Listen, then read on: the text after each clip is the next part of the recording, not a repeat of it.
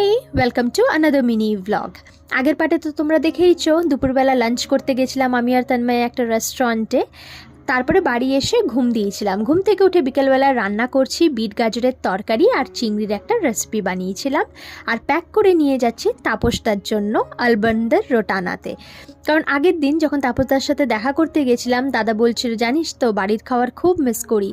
তা আমি আর তন্ময় ভাবলাম কেননা আমরা দুজনে একটুখানি রান্না করে দাদার জন্য নিয়ে যাই, হোপফুলি দাদার ভালো লাগবে।